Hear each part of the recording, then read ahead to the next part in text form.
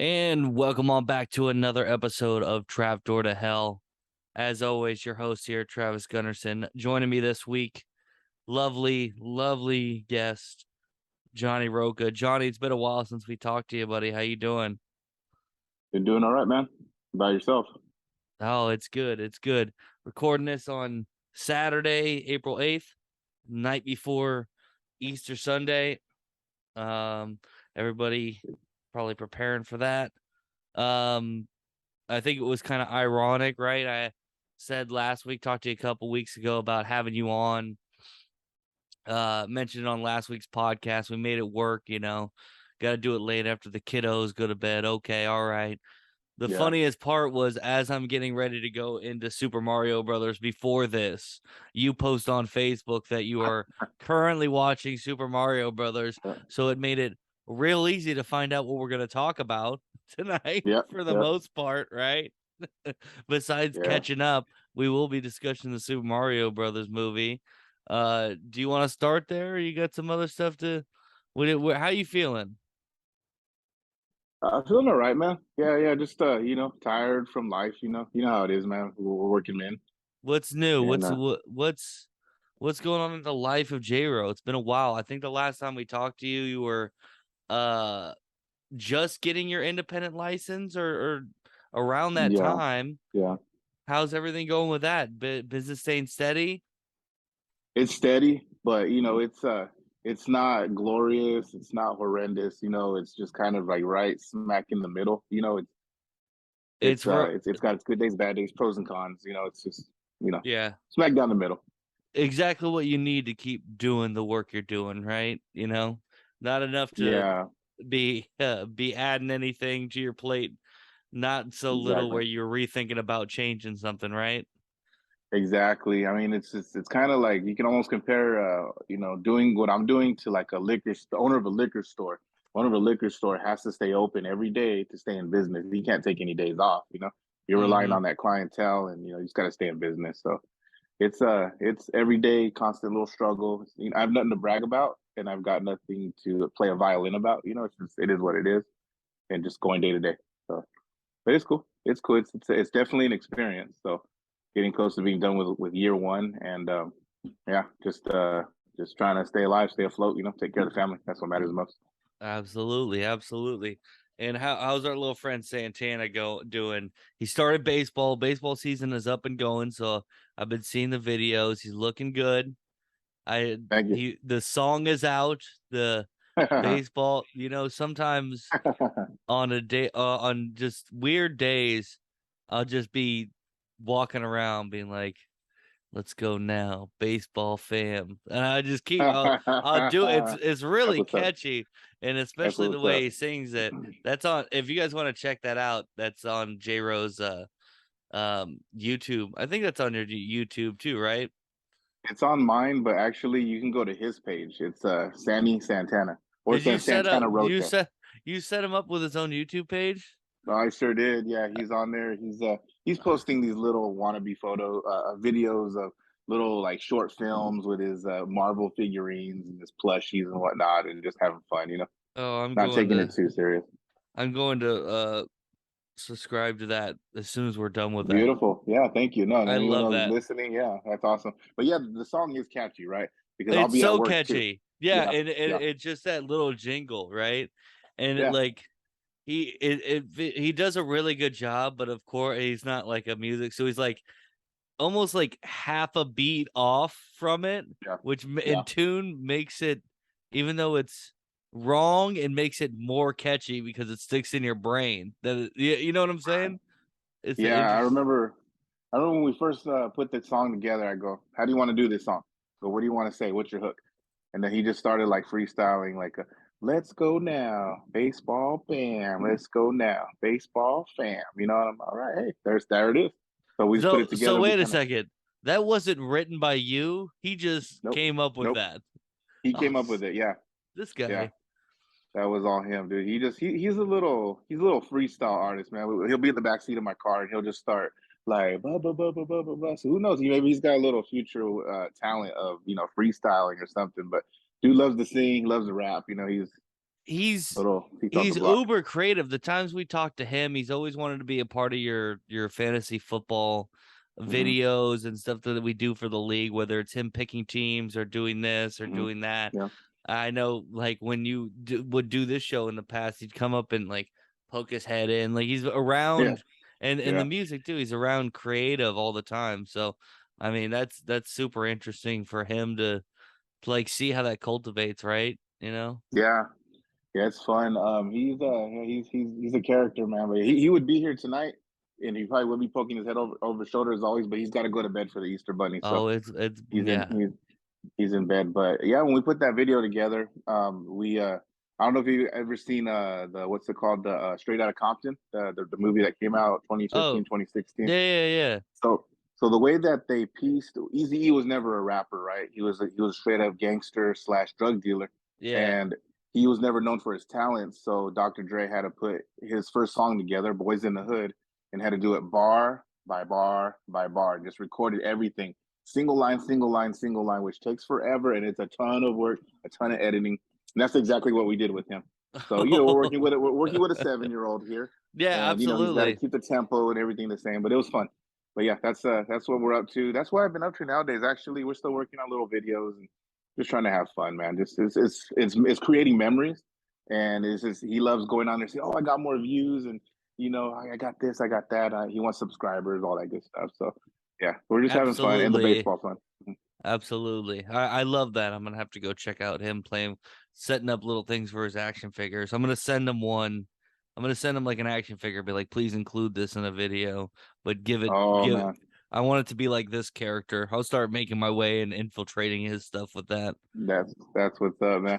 He was asking because I said, "Oh," he goes, "What are you doing tonight?" I go, "I'm going to be on a podcast," and he goes, "Oh, with who?" And I go, "My buddy Travis. Remember, And he goes, he always forgets you by name, but he knows you as the guy who gave him the baby Groot Santa Claus hat figurine from Disneyland. The So the the magnetic shoulder one. Yeah, yeah. right. So he loves that thing, and he'll always he loves you for it, man. But that's how he knows you. He doesn't know you by Travis. He Yeah, knows as the yeah. guy who gave me Groot. Yeah, So, yeah, yeah. I but yeah, remember that. but Yeah, that was no, good. no, He was yeah, no. He excited says as what's all up. get out. Yeah, and then of course he's getting more excited now because Guardians comes out next month. So the new one. So yeah, we're just staying on top of that MCU stuff and just having fun, man. Just being boys. Just being boys. Oh man, that's awesome. Yeah, no, you last week after last week's episode, we had a bunch of talk about me and Ty went on a pretty good rant. It was a pretty filled episode. There wasn't like any slacks, but you did text after and say like I'm surprised you guys didn't talk about the new Spider-Verse trailer because I Oh had yeah. been on top of it. I usually send you when there's updates or Hmm. anything like that. And I think it was the first time that you beat me to a piece of news Yeah. or whatever it was, and I had not seen the new trailer of the Spider-Verse, Into the Spider-Verse, like you had mentioned, but now I have, obviously, besides seeing it online, it was a trailer for the movie today. Um, I'm super. I don't think this. I think it adds another level. I wonder where they go after and what they're setting up. But I'm very excited for that movie in itself.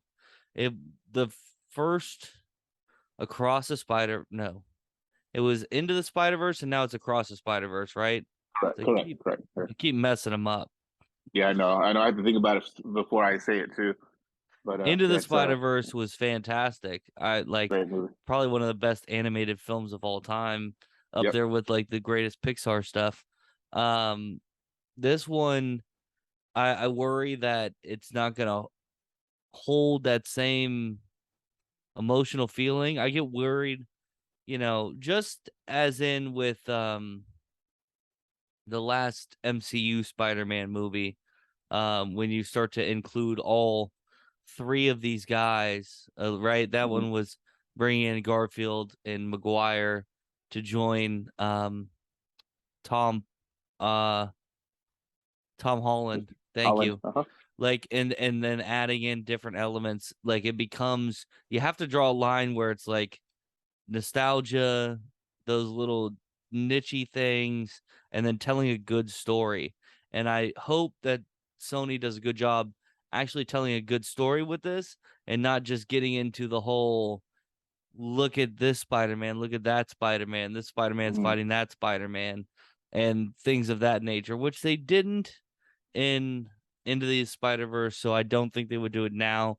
But it's an easy trap to fall into. Yeah, I'm looking forward to that. The new character, Miguel O'Hara, plays the Spider-Man 2099 from the year 2099. I'm looking Mm-hmm. forward to that. And it's funny because I never knew much about him. It was Santana that put me on game with him because he goes. My son was always looking for the secret endings, he calls them, but we call them the post credit scenes or Mm-hmm. whatnot.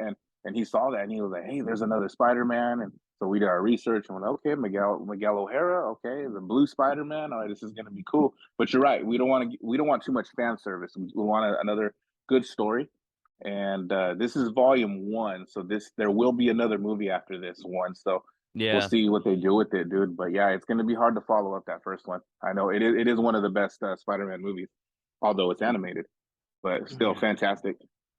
Yeah, just because it's animated, yeah, just because something's animated doesn't mean it can't be a good movie. I don't like that argument that and and vice versa, just because it's animated and it plays on those strings doesn't make it a good movie in return, right? It Yeah. should be graded fairly on a scale. Um, that's very what did you think? What how I'd like to talk to you about it because you're up with it.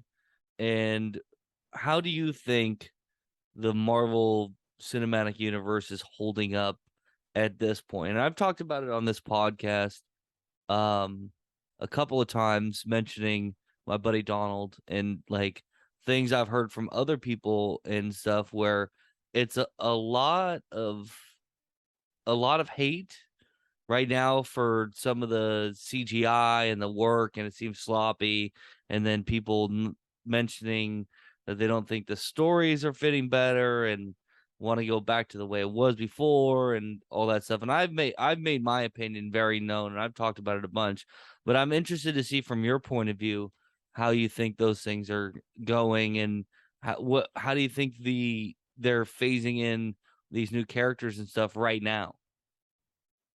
I mean, yeah, piggybacking off of what you guys were talking about last week, the MCU is kind of on a little decline right now, and I think a lot of it does have to do with the fact that they keep rushing out all this product and they're pushing it on us, and we love it. We love the continuity and we love the consistency, but it's too much at once, but they're trying to rush everything onto you. And you guys made a good point last week about every movie or series should stand alone on its own, so that if someone watches it, they can enjoy that one sole product. That it's not so much of a chain in between the what comes before and after. Um, I think me personally, I love the series that Disney Plus puts out there, but the fact that the we have a TV series and we have movies, it's kind of like a two-sided thing here, and it's going to confuse some people, right? Some people want to say, you know what, screw the TV series, I don't want to see them, I just want the movies. But there's so much important stuff going on with the series. Loki, great, the best example, right? So that's playing a major role right now. Then there's other ones where I admit I haven't watched the Miss Marvel, I think it is. I haven't watched that one yet. I just have no interest in it. I never finished Moon Knight. I know you're a big fan of that one, but that one never captured me either. So the series are really hard to grasp. And Falcon, Winter Soldier, Hawkeye, those I expected more out of those. Right? Those should have been a whole lot better than what they were. So I don't know. I think there is a little bit more disappointment right now versus satisfaction.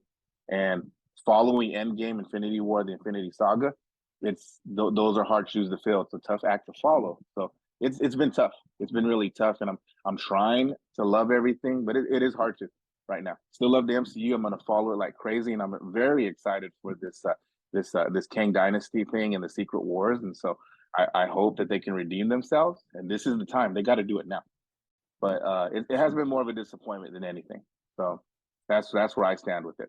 Yeah, yeah, I got my opinions, and we talked about them in depth last week, so I don't need to keep running it again. Um, Can I do talk real I? quick about that? I'm sorry. Yeah, no, no, I no, did go want to ahead. talk about the whole animated thing. Shout out to my boy Rene Briones out there. He's one of your listeners. Um, he admitted, he goes, I'm not really into. He just got into What If. He didn't know about. I mean, he knew about What If, but he didn't want Yeah, to watch it yeah, because it was animated. He goes, this doesn't look appealing. So I had to tell him, bro, you got to watch this. yeah. This series is a banger. It's one And of he the was like, more it's one of the more fun things that they put out because it does stand alone on its own merit. On from an episode to episode, you can go around to pretty much any one of those episodes and just pick it and watch it, cherry pick it out, watch it, and you'll have a good time. You don't have to watch it in order. exactly. And it was the same thing with across the sorry, the first one. Into the It is Spider Verse. into the Spider-Verse. Same thing. He was like, I never really watched it because it was animated. And I go, I get it. It's not appealing to you, and it's probably the same with other people. So, you got to get into it, You're missing out on some really good product here. So, I mean, again, all the inconsistency is great, but it hurts too. Like I said, some people are like, no on the series, no on the animation, no on the Yeah. movies because they've been sucking. But yeah, I guess we're hitting it a little bit too much. But I think yeah, I that's where I'm think at that's with it. a I think it's a good trend too. We see now in the Star Wars universe that they're making a trend to make no, they're not drawing a hard line that everything is going to be live action, and they are going to do animated, and they did some animated stuff already, and they're going to continue with putting out some animated things alongside with everything. I think that plays well. Marvel has done it now.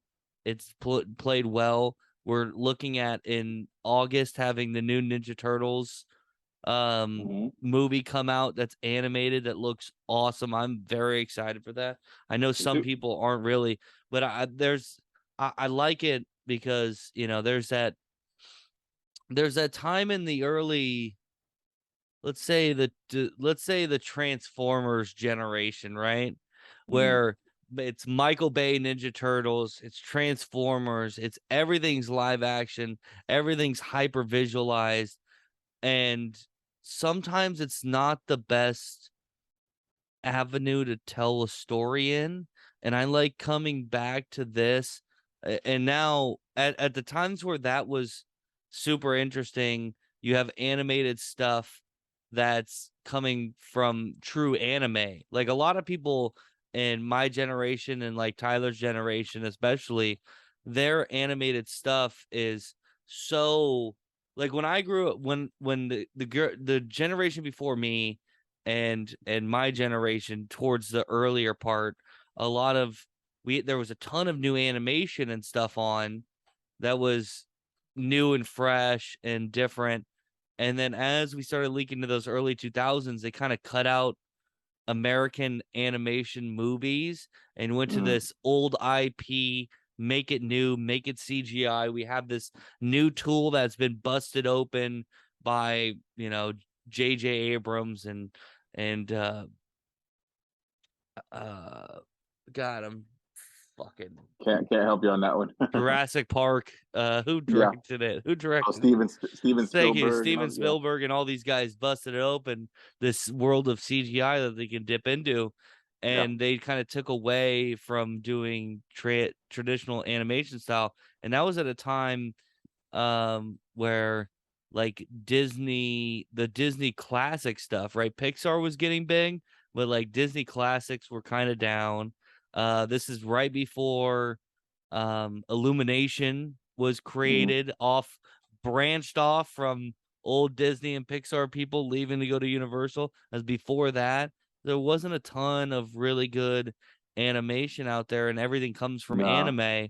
But you could see that now inspiring artists now who are like, let's tell this story and let's use anime cues, which is some of the best animation styles we have out there. And then we'll Hmm. also put in the cues of like what Pixar taught us in its early stages, and it just kind of develops, and it's like a multi-layered painting, as if you're Yeah. staring, but you're staring at a screen for an hour and a half. So Right. I like where things are trending in that sense. Yeah. No, I agree with that. It's definitely been a big generational change and switch and transition. I mean, I just can't, help think but I don't know what the animation is called, but when Toy Story was innovative with it, right? With that type of, what is that? The computer generated Yeah, animation, right? yeah, Or that's a commute. Yeah, CG. It's basically CGI animation. Yeah, okay, yeah. So ever since that, I mean, they were the pioneers of that, and it's, I mean, we've never looked back. And you know that old school animation, it's just, I mean, it's old school. The kids nowadays are just like, oh, you know, that's ancient stuff, you know. So, but who knows? Maybe that'll make a comeback. What do you? yeah. I mean, I what do you mean, think? even it's all there now. The problem is that they're getting so good that you can't tell when something's 2D drawn, or when Hmm. something's computer generated or something. Remember the Missing Link came out a couple of years ago. I think it won it might have won, or it was up for the best animated film at the Oscars. I watched that movie 2 times before I realized that was a claymated movie. Really? Just like the Wallace and Gromit films and stuff like that. It's really good. You don't, if you're just watching it, enjoying it, you don't recognize it. But if you sit there and focus on it, you'll start to pick up on the little cues and go, "Holy shit, that's claymated." They are at a different level now, and if you don't know it, you can easily just pass it by. That's good. I mean, that's how you know it's good work, is when you don't realize what it is, right? I mean, Yeah, there's a lot of CGI that looks very real, and I'll mention it here when we talk about Super Mario in a little bit. But there was this the one of the scenes I was like, it looked real. I mean, I know the movie itself doesn't look real because it's very bright and animated and like video game like. But I guess I'll just jump into it now. Did you stay for both of the post credit scenes? no, go ahead, tell me what happened. So in the very last post credit scene, and this is a spoiler alert for anybody who hasn't seen it yet. They had a boy So J Ro. so giving everybody their time to jump off or turn down real quick. So Exactly. at the second one, you're in an underground like sewer pipeline, whatever, and then you see an egg pop up. Obviously, we know if you recognize it, it's a Yoshi egg. Then Mm-hmm. it cracks, and when it cracks, it fades to black, but then you hear him go, Yoshi, Oh, which is fun. really cool. Got me super excited. But the reason why I bring it up is the scene itself, it looks real. It doesn't look like any type of animation. It looked so convincing that it looked like it was live action, Oh, you know? really? Yeah, so it's really nice. I mean, it's nice to look at.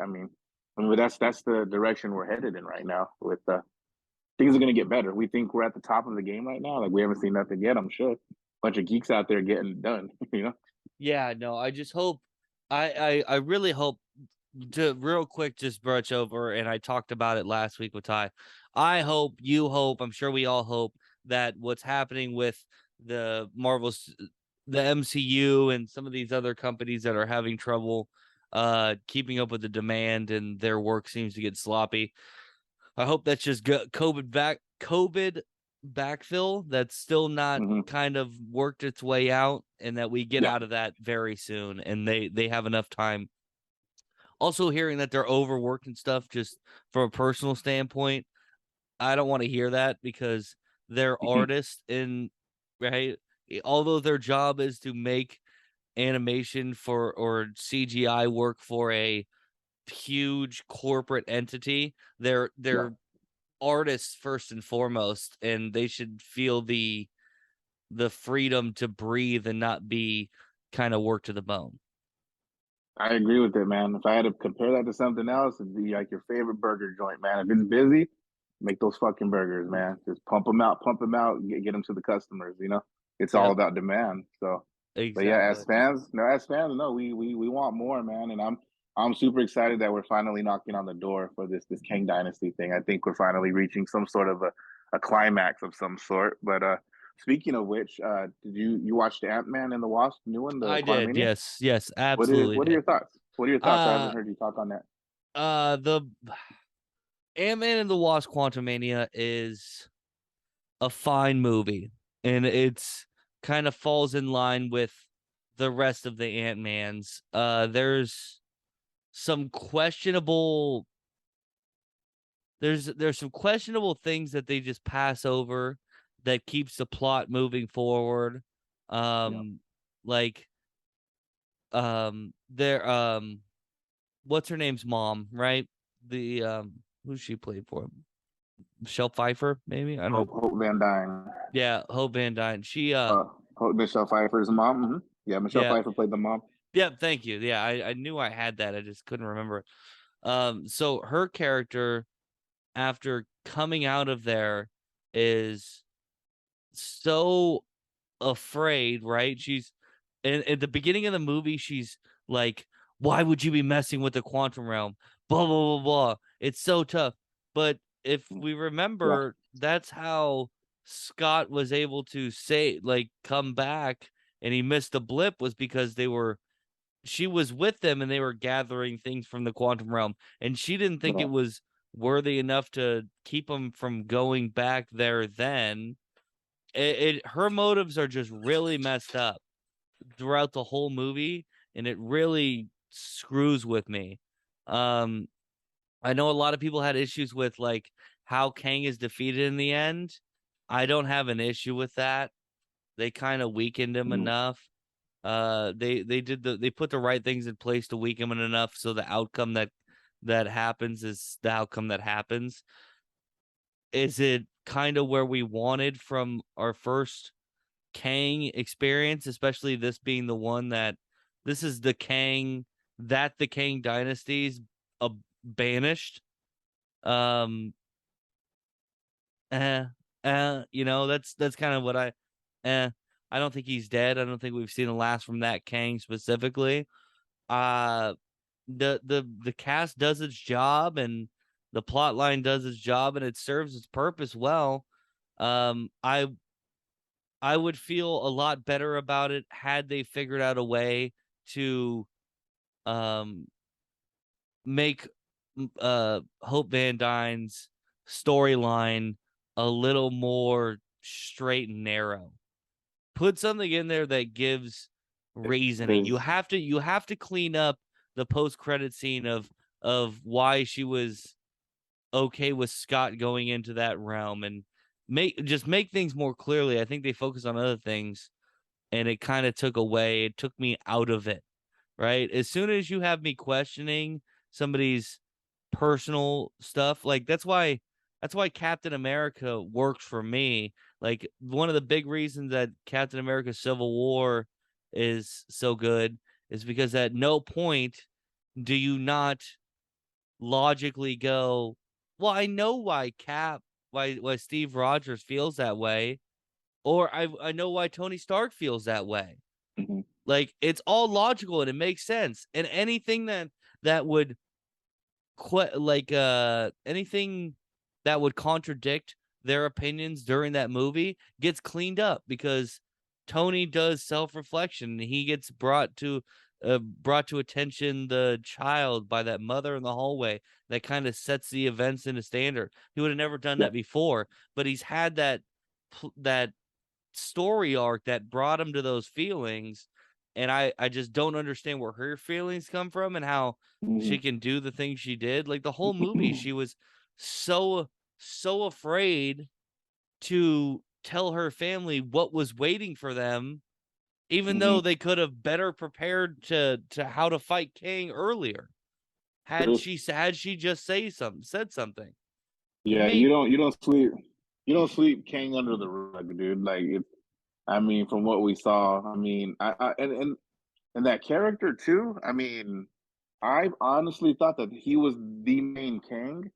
I didn't know that he was a variant, right? He was just another variant. I mean, we saw in those post credit scenes that there is a main the Kang main still, right? A most dangerous one. we've already so this is interesting, right? Because you're dealing with timelines and you're dealing with a lot of different things. Mm-hmm. We've already seen the most important Kang, at least in our set, and that is the He Who Remains, right? Loki last He season. because He Who Remains are Ben, knock it off. He was the one that kind of glued everything together, right? So he Not letting anything get out of hand. So he created the sacred timeline after he was able to uh what's the name of the damn What's up, doggy? yeah, I know this guy's fucking pain in the ass. Um he weaponized Eliath. Thank you. The big like storm cloud. Don't start barking Right. on me. And he defeated the Kangs, and then he created a sacred timeline. But as soon as right, there's tons of YouTube videos you can watch about this from new rock stars too. As soon as he gets stabbed and he dies, then all those Kangs basically have the ability, because they're in Mm-hmm. time, at the same, because he Kang does not exist in a timeline. He exists over all time. So because he Right. died at that time, that means he can't go back into the future and weaponize Eliath and fight Mm-hmm. him Mm-hmm. himself and do that. So immediately everything starts branching off. So all these timelines go from non-existence to everything back existing the way it was at the time of the Kang battle. It's timelines are very confusing, so it's Yeah. best not to Yeah. get through it. But that would be the most powerful Kang. Now, this is the Kang that Mm-hmm. is probably second most, if not third, right? He is the one who was banished personally by the Kang Mm-hmm. dynasty, which shows you that he is something else for sure. And then there's Kang Ramatut, who Mm-hmm. no, sorry, no, it's the other it's the other one that we seen in that, who was like, there was the young Kang that we saw in the dynasty, there was Ramatut, and there was the other one. It was looked like kind of like a, I'm blanking. It's too late for this. It might be like We're talking about all these different Kangs we saw in the post credit of yeah, Ant-Man, right? yes. Yeah. There was the three, and he correlates to someone in the comics. And it's crazy because in a lot of these comics, some of these characters are very old and actually weren't Kangs to start with. They were then kind of um retconned into Kangs in later comic book runs. So it can go a lot of ways. But yes, the most techni- technically he's one of the most powerful ones we see. And it was kind of lame. And also I forgot MODOK having the yellow jacket guy from first Mm-hmm. one. I forget his Mm-hmm. character's name. Uh Darren, I don't know the last name though. Darren, yes, Darren Ruff. No, that's the guy who plays for the Mets. Yeah, but Darren, yeah, it's gonna bother me. But him being MODOK, I thought would is an interesting turn that they did. But again, they really messed up the design of that character, Yeah. and it was really shitty. Yeah. I thought they would have been better off just I don't even know what they good now that I think about it, right? Because he does have a character arc. So my first thought was gonna be just have him with like that mask on the whole time that he Yeah. originally shows Yep. up in. Yep. But they Yep. can't do that because later on in his arc, that actually turns out to be a pretty good arc for the story that I think they didn't explore as much. I think there was probably a lot left on the cutting room floor. Mm-hmm. You need his facial stuff to make his dialogue at the end battle come off better. So I don't know. I don't know. What did you think about the movie? I've been blabbing on about it. Um, I think it's very imperative to everything. So it definitely sets its place. Ant-Man was a little more heroic in this movie. It was more of a like a miniature Avengers, if you will, because it was a collective team effort, basically, right? Ant-Man's daughter played her part, Hope Van Dyne, the mom, Hank, it was Uh a team. So I wish I could have seen a little more from Ant-Man himself, even though he did play a big role.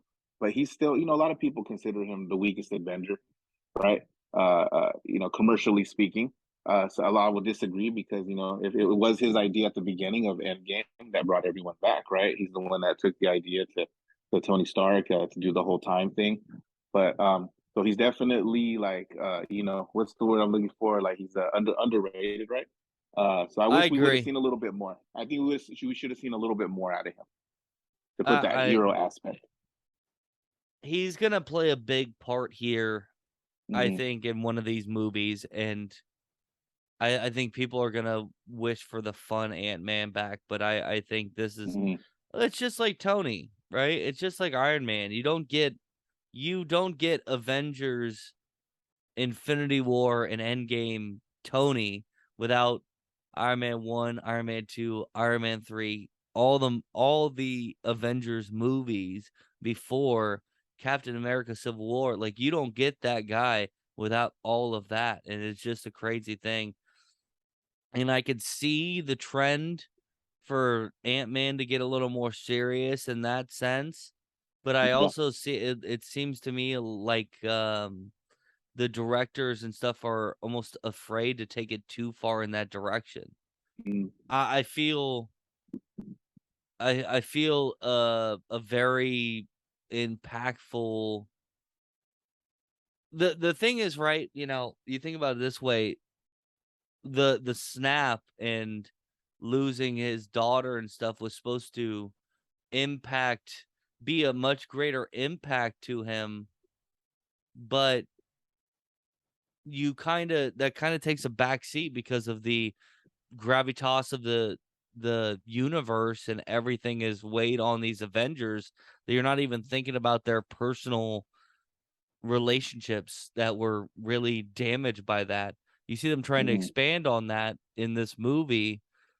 Um, I wouldn't be surprised for greater either he just kind of moves on, or somewhere in his storyline he has a very, very tragic uh incident that happens to him. That's kind of the hero's journey, though, right? You need that. Yeah. You need those Yeah. tragedies. You You do. can still You be do. light, and it just feels like that's the one that's missing it, right? That's the one that's Hmm. missing it. Steve being frozen in time and never seeing his love again.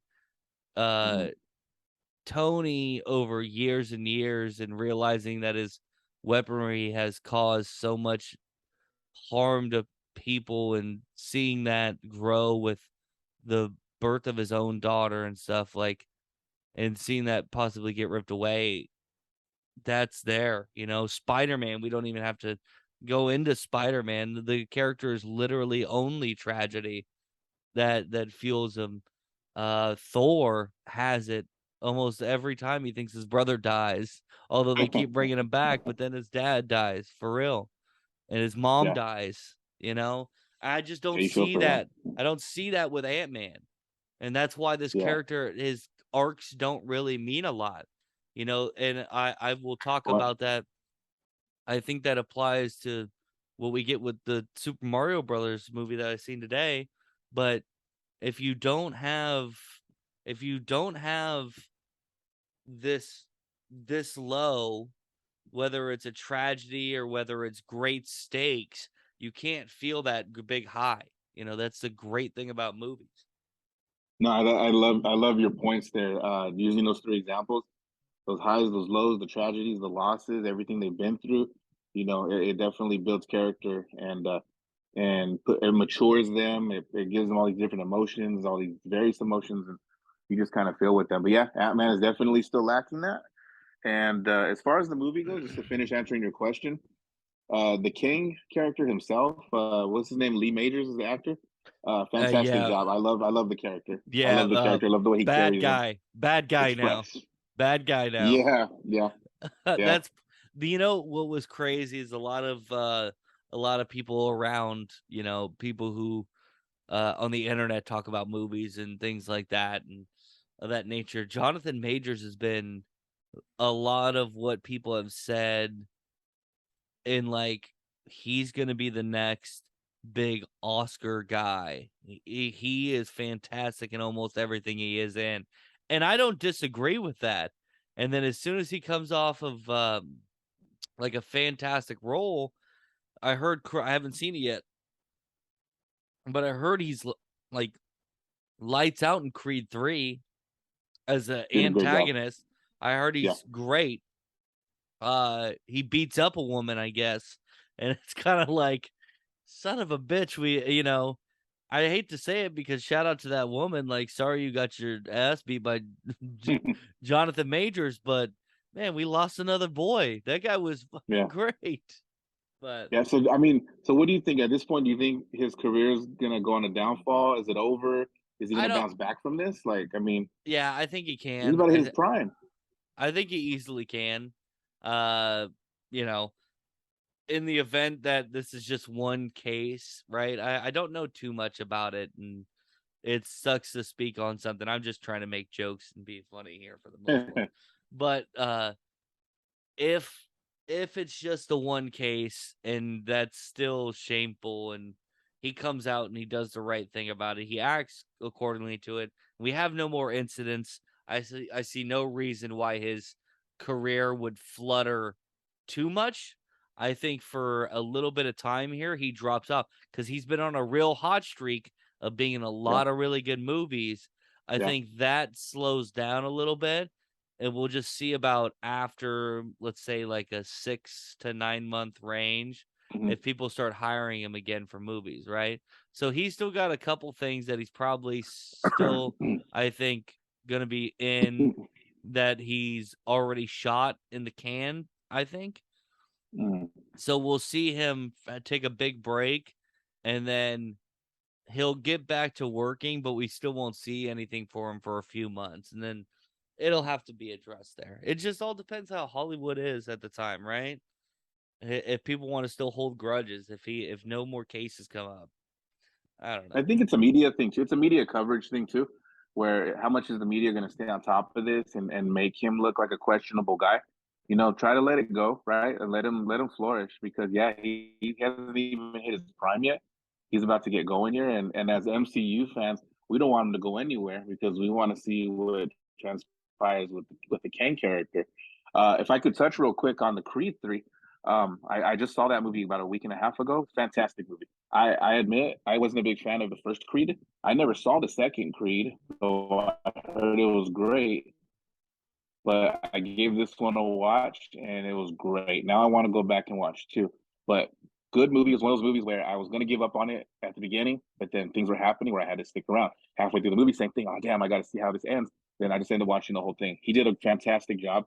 Anyone who has not seen that movie yet, go see it. It's really good movie. It kind of takes me back to the Rocky days where there's a build up and then they have the little montage where they're training before the fight, and it's great. Good movie. But yeah, hopefully we see more of Jonathan Majors. I called him Lee Majors earlier, by the way. Big fuck up there, but yeah, it's well, hopefully he doesn't go away. You Um, know, slap on the wrist, behave yourself now. I rewatched Creed 1 and Creed 2 in preparation that hopefully I'll get to see Creed 3 very shortly. I like Creed 1. I don't the first Creed I liked it. I thought it was good, different. Creed 2, there was some stuff in there that I felt was but overall it does the job, right? And that's the thing about those Mm-hmm. Rocky movies. They're the Rocky movies aren't really all that great. The first Rocky is Mm-hmm. like, I think, a good movie in itself, and the rest of them is kind of part of that 80s schlock, that Terminator, all that time where all those garbage movies are coming out before the 90s hit, and we had the renaissance of really good movies. But they Yeah, do the job, and I like him, and I think he's a really good actor, Michael B. Jordan. So, yeah, no, Jonathan Majors, definitely needs to at least stay as I mean, they're pot committed on him being Kang, so I wouldn't be surprised if stuff started kind of getting swept under the rug. But let's talk Mario. Let's talk Mario since we did see it. before we get into Mario, I wanted to make a little comment regarding Creed 3. As I was watching the two fight each other at the end of the movie, I'm like, Killmonger versus Kang, dude, this is so cool. You know, I don't know if you do that when you watch other movies, but you take the characters who played other characters in a movie, and it's just like, dude, this is I cool. You know? I try not to because I try and divulge into the world as much as possible, and it's actually a Yeah. knock for me if I can't.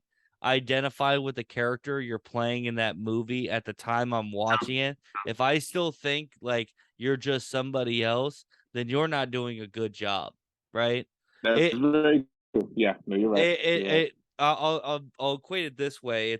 It's one of my ways I kind of distinguish this trick is when you see an Adam Sandler movie, right? Especially now there's a big back in the day, you recognize those characters, right? Bobby Mhm. Boucher, Happy Gilmore, Billy Madison, right? Those are characters. And when you watch those movies, you don't think that's Adam Sandler. You think that's Yeah, Bobby yeah. Boucher, that's Happy Gilmore, that's Billy Madison, right? Mhm. You watch the grown-up movies, who on earth what's his name in those movies? What's He's what's Adam Sandler, right? what's Kevin James's name in those movies? And there's that group of movies where it's those Mhm. guys, it's just that's Chris Rock, that's Adam Sandler, that's that. And he Yeah. could do it on the serious side too, right? When I watch the fucking Meyerowitz story or whatever on Netflix with him where he's being serious, I thought, the fuck is this Adam Sandler doing here, right? Yeah. This is a serious Adam Sandler. I don't like it. But I watch Uncut Gems and I'm like, I that's a character right there. I don't even think for a Right. second that's Adam Sandler. Right. Yeah. So it's Yeah. just, it's the way that makes you feel. I like that. I like that differentiating a character from the actual actor. You're 100% right, and I like Yeah. that because that's how you know. It But yeah, goes into part of it my wasn't. Yeah, grading, you know? mhm, Yeah, I think I it's a like big it. part. So All right, let's talk about Mario yeah, real but quick. Since we yeah, don't you Super Mario. Yeah, Super Super Mario. Mario Brothers the movie. So I'd like to get your general thoughts about it and anything that stood out to you, and then I'll ride. Okay. Um. Uh. I was very excited about this movie, and finally got around to it, and it didn't really hit hard, but I did enjoy it. You know, the nostalgia, the sound effects. I didn't have a problem with Chris Pratt's voice at all. I really bought. We're talking characters here. I really bought into the fact that he was Mario. I did not hear Charlie Day as Luigi. Obviously, Jack Black doesn't sound like the Jack Black we know. He played a character with Bowser, so the voices were phenomenal in every character. They had some old '80s music in there, which I think was a little overdone, and it was a lot of music that we hear in other movies, you know. So they could have done a better job with that. But a lot of good callbacks to the video games. I really enjoyed all that. But the storyline was kind of and very predictable, but I still enjoyed it, and I'm really looking forward to a part two. And once you dive into it, maybe we can talk about the possibilities of what could be in a sequel. For But yeah, sure. it was okay. I give it okay. If I had to, can I score it real quick before you jump into it? Yeah, yeah, yeah. I won't score. I'll I'm not probably gonna score it here because I'm gonna put some thought into it before I okay. load it into my stuff. But go ahead. So J Ro will give it a score of probably a 69. I Yeah, give it a 69 out of 100. that's So probably not too far off where I'm gonna land. yeah, Probably yeah. not too far off. So that's yeah. So I agree with some of your sentiment there, and some of it I don't. But that's one of the things that really gets me here is what they did with this storyline is they loaded what they made the pace of the movie quick. It jumps right into it and it Mhm, goes for the whole time. You don't feel like that there's any time wasted in it because there's mhm. actually not a lot of setup. There's not a ton of backstory, little bit. They just kind of just get going and they start hitting their beats. And I think that's too based on how much they tried to stuff into this movie. I feel like True. they like right. Let's take a movie that puts a lot of into it, right? Ready Player One. That's a teen movie. It's not animated.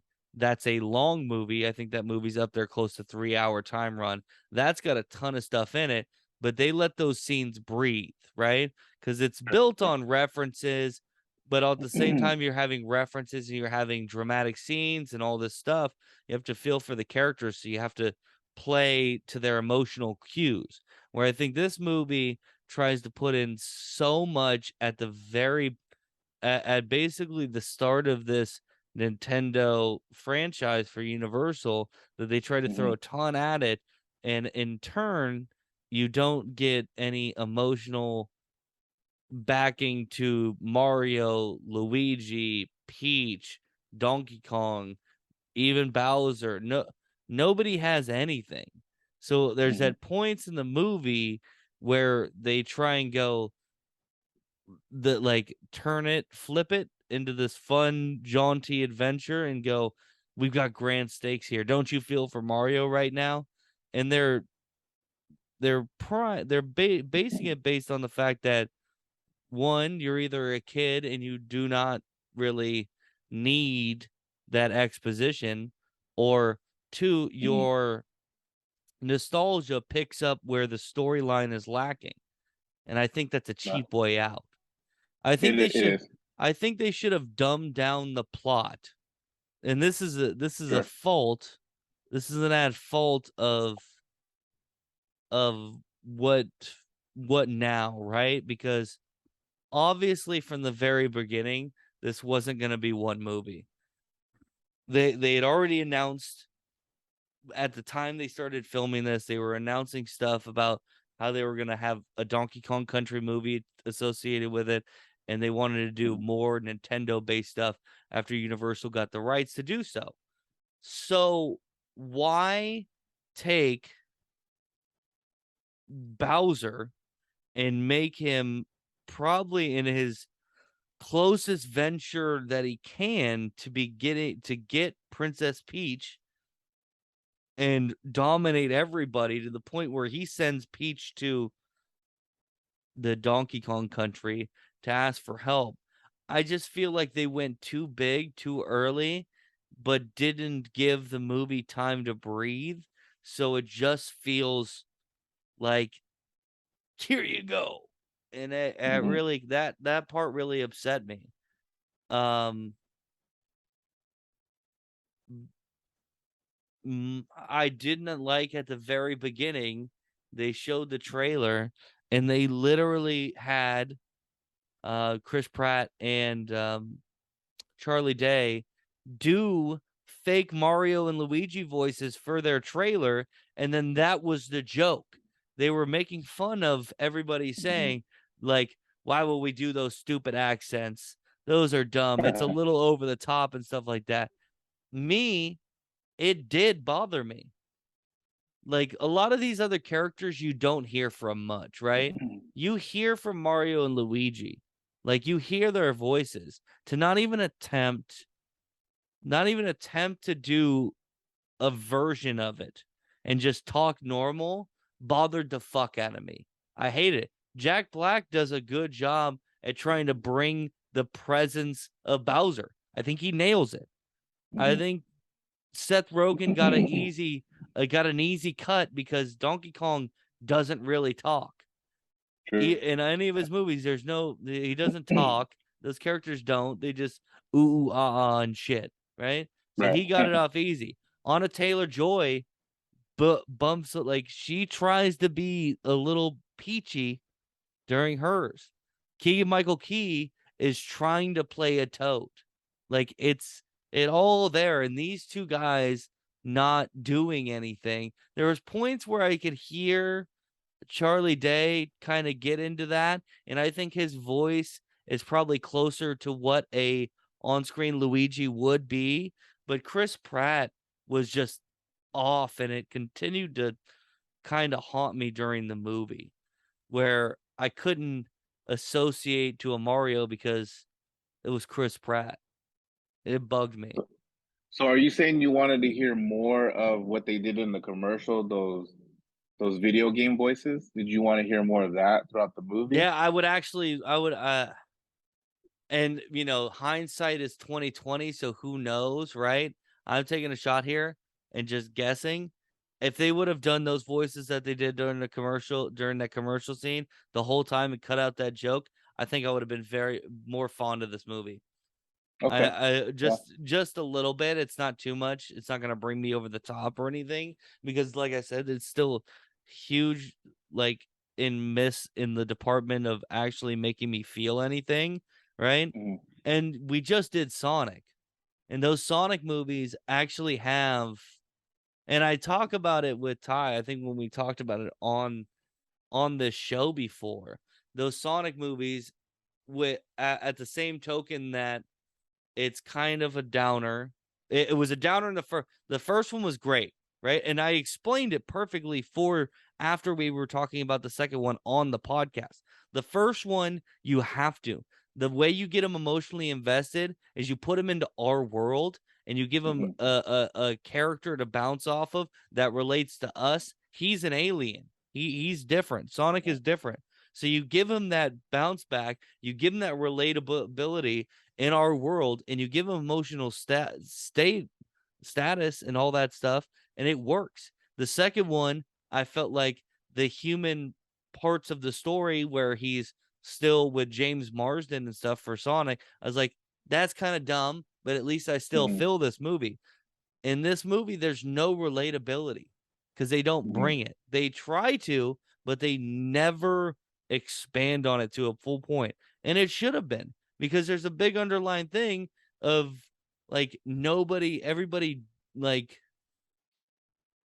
everybody just dismissing them and telling them that they're not doing a good job and they're wasting their life. It's there, and then they get to get transport to this new world and save everybody. Like that emotion and the relatability to the character of Donkey Kong because he feels like he's letting, his dad down and Cranky Kong and stuff like that. It Mhm. should be there, but these emotional moments and stuff are just so just a flash in the pan, and it Mhm. just kind of stunk. Yeah, and I'm on the opposite side with you as far as the voices. Like I'm glad they didn't go the route of having those original voices like they did in the commercial throughout the whole movie because to me it would have been overdone and may have become annoying. That's where I'm coming from with that. But I mean, we will never know, right? Never know, right? And that's why I say hindsight 2020, all this and that. They could reshoot this thing and give it that voice and send it out, and I watch it and I go, it's a little tiny bit better. Or I can go, actually, those voices did get annoying and flip it. It's actually bad, but this is the product they put out there, so it is what it is. I did think because of the grand scope of things, the amount that they had to cram into this, they did their best. That's for sure. I don't think there was anything that could have been cut. I don't think there was anything that should have been added, obviously, because I felt like the movie was a rush to a certain extent. The only thing you Mhm. could add to this movie to make it better was more time to kind of expand on things. But that's impossible because it's an animated kids film. You can't make it 2.5 hours. True. And if I can say one more thing about something I was disappointed in, um, Bowser's character. Yeah. I was really disappointed at the the softness that came with his comic relief, the weakness that was shown, because Bowser's a badass, okay? Bowser's a fucking badass, okay? His presence alone is just it just speaks badass, okay?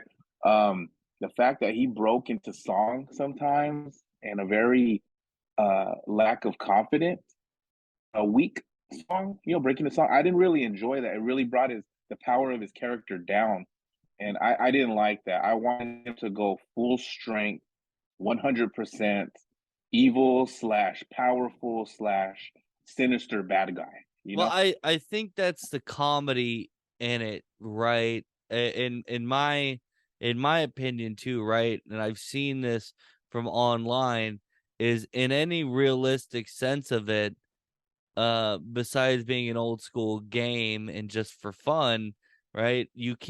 Why do you keep kidnapping the princess and you just keep getting beat by Mario over and over again, you always get the girl back, and you just go back and kidnap her and you do nothing.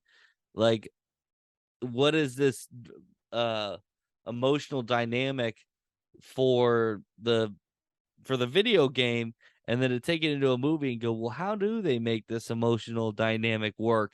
And go, well, although he's big and powerful and strong and leads this great army, make him a little softy for her only. And I think it plays, but I think in this movie it plays more to how do we get out of the situation we've wrote us into, right? We have to Yeah. make him super, super soft to be able to get our characters and out, because Mario just started learning this stuff 2 days ago, right? Yeah. And Yeah. I think if they would have and that's the hard thing, is you can't have a Mario Brothers movie without Bowser being the villain. Yeah. No, But I agree with you. you have to, there's a line here where I think you can do, you can have him be a softer person, but you have to make the stakes here, right? Let me just give an example of kind of what I would how I would place this plot for the first movie of your Nintendo stuff. He's not about to take over Toad Kingdom. He's not about to, he doesn't already have the star. He hasn't already demolished one. Like, he's not at this very last thing. Bowser's on the hunt for the star, and he's going from place to place, demolishing those kingdoms until he finds it.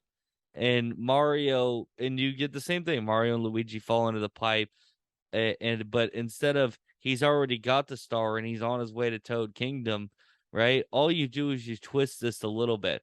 He's still looking for the star, and now you have Mario and Peach trying to get help to stop him on his pursuit for the star.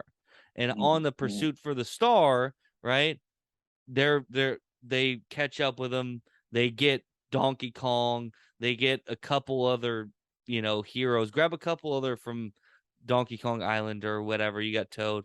You've got enough. You figured out on the way how to use the your power ups enough, because he doesn't have the star yet, so he's not all powerful. Maybe his army's only half what it is now.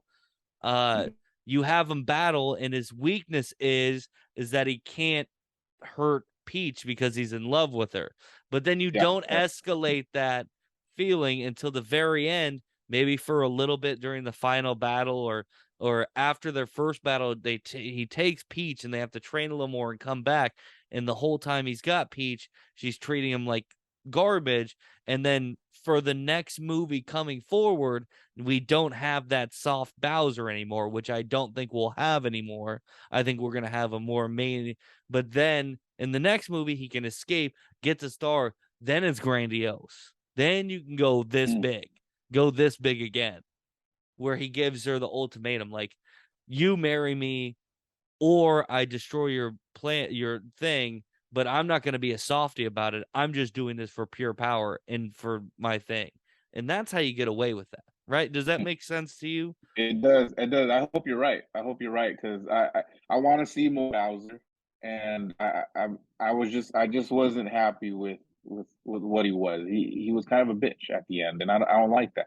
We got to keep Bowser powerful. So hopefully, if in future films he will come back and be stronger than ever, more confident. If I can compare him to Doctor Robotnik real quick from the Sonic films, Doctor Robotnik had a lot of various soft sides. Right? He was funny. He was he had his moments, but he was still a strong, confident villain. Mm-hmm. He was a bitch at all.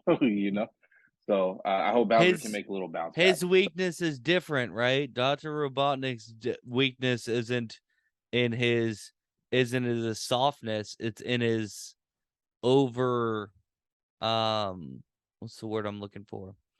His over assertiveness, and how, and his pride, and Yeah. how good he is. Yes. and No, how you're good right. he is at what he does. That's where his stuff when you insult him and him not being the powerful. So it's just a different dynamic, but it does play. It should play in a similar sense if you attack it right, which Yeah. it really just doesn't. So But that's where okay, but talking about, I'm sorry. no, go ahead. So talking about future films here, I just want to bring up something that my son brought up. Santana was saying, so who do you think is going to be the villain in part two? I still think it could be Bowser, but if they're going to incorporate another villain, like, do you have any stabs here? Anything you want to see as potential added villains or main villains for a sequel? So I believe there's a confirmed Donkey Kong Country movie that will be coming out. Um, Okay.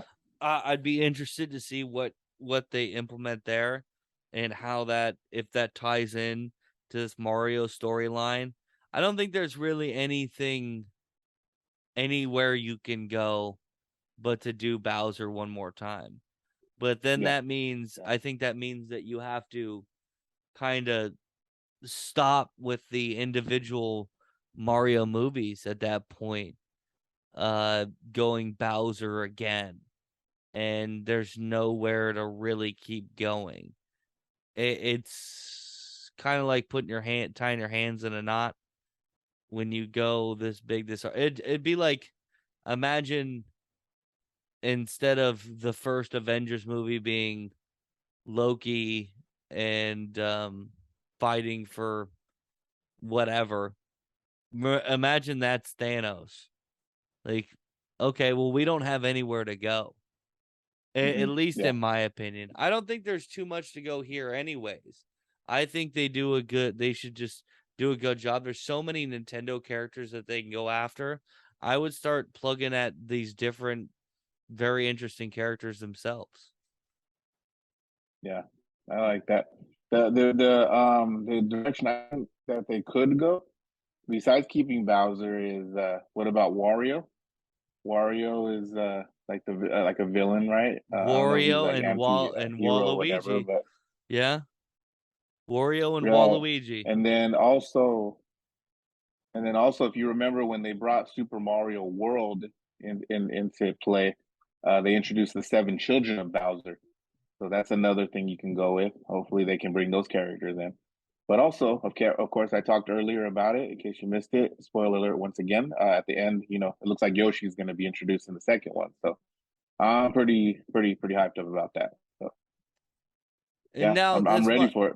this might be a fault to me in not keeping up with Mario's rogues gallery after a little, I growing up, after a couple of Mario, what was the last like pure Mario game I had?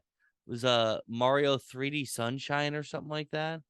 Hmm. After that I kind of stopped. The only Mario games I played after that were Mario Party and Mario Kart.